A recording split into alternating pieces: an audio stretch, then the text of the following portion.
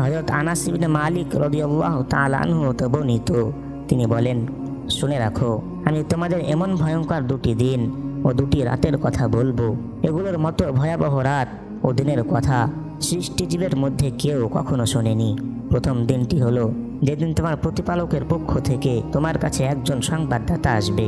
সেদিন হয়তো সে তোমার জন্য মহান প্রতিপালকের সন্তুষ্টির সুসংবাদ নিয়ে আসবে, নয়তো সে নিয়ে আসবে তার ক্রোধের দুঃসংবাদ।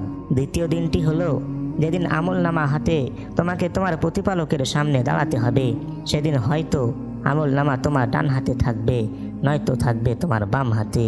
আর দুটি ভয়ঙ্কর রাত হচ্ছে, প্রথম রাতটি হলো যে রাতে প্রথম তোমাকে কবরে থাকতে হবে ইতোপূর্বে যেখানে তুমি কখনো রাত্রি যাপন করনি। আর দ্বিতীয় ভয়ঙ্কর রাতটি হলো যে রাতের পরের সকাল হবে কিয়ামতের ভয়াবহ দিন। প্রিয় দর্শক, এই দুটি ভয়াবহ রাত ও দিন আসার পূর্বেই আমাদেরকে প্রস্তুতি গ্রহণ করতে হবে।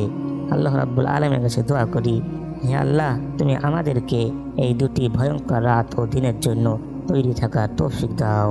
আমিন।